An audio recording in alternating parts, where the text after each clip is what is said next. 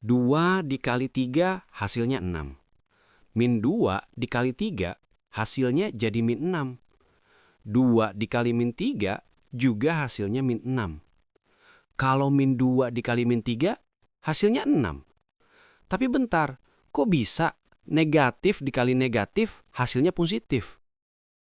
Untuk mengetahui mengapa negatif dikali negatif sama dengan positif, kita harus tahu dulu tentang garis bilangan. Pada garis bilangan, bagian kanan menunjukkan bilangan positif, bagian kiri menunjukkan bilangan negatif, sedangkan titik tengahnya sendiri adalah bilangan netral, atau yang kita kenal dengan angka 0. Pada garis bilangan, jika kita ingin ke suatu angka, misalkan angka 3, kita dapat membuat panah dari angka 0 ke angka 3, yang menandakan jika kita melangkah 3 satuan ke arah kanan. Sebaliknya, kalau kita mau melangkah 3 satuan ke arah kiri, kita bisa membuat panah dari angka 0 ke angka negatif 3. Di garis bilangan, kita juga bisa melakukan operasi matematika. Misal, kita mau menghitung hasil dari 3 ditambah 2. Pertama, buat panah yang mengarah ke kanan sebanyak 3 satuan, dimulai dari angka 0. Setelah itu, kita buat lagi panah ke arah kanan, dimulai dari angka 3 sebanyak 2 satuan. Nantinya, panah akan berhenti di angka 5. Itu artinya, 3 ditambah 2 sama dengan 5. Kalau mau nyari hasil dari min 3 ditambah 2, caranya nggak jauh beda, hanya panah pada bagian awal aja yang berbeda arah.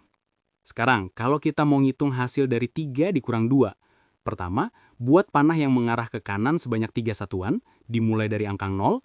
Setelah itu, kita buat lagi panah ke arah kiri dimulai dari angka 3 sebanyak 2 satuan. Nantinya, panah akan berhenti di angka 1.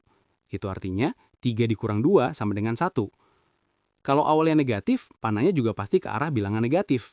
Tapi untuk operasinya sama aja sesuai simbol. Selain penjumlahan dan pengurangan, kita juga bisa melakukan operasi perkalian pada garis bilangan.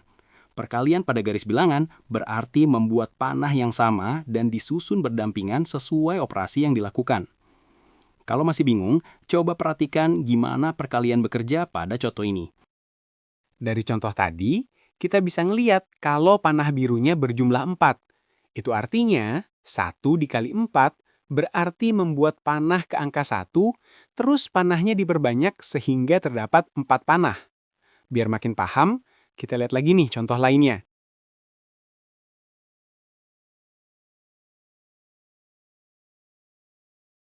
Sekarang, kalau perkaliannya negatif, kita bisa anggap arah panahnya seperti dibalik.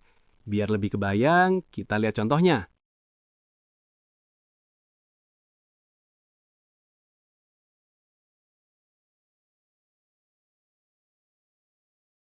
Dari contoh tadi, kita bisa lihat kalau awalnya panah memanjang ke arah kanan. Tapi karena dikali negatif, panah dibalik lalu diperpanjang sesuai operasi perkaliannya. Biar makin paham, kita lihat contoh lainnya.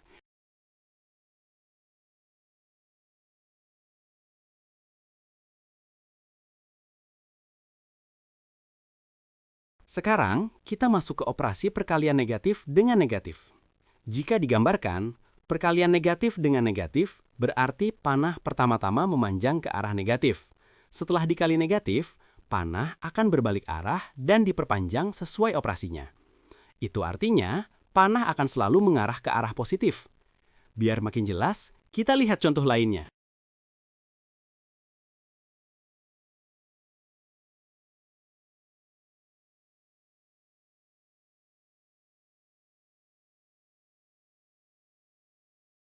Tadi adalah cara membayangkan mengapa negatif dikali negatif hasilnya positif.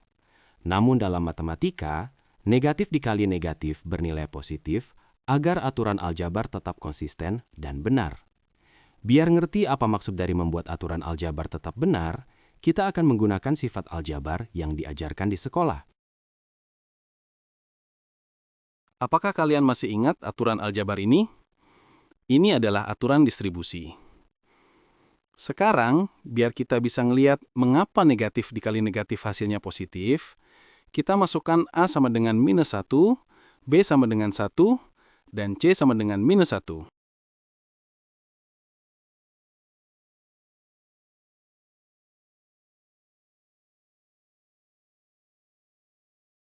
Dari sini, kita bisa ngelihat kalau positif 1 didapatkan dari negatif 1 dikali negatif 1.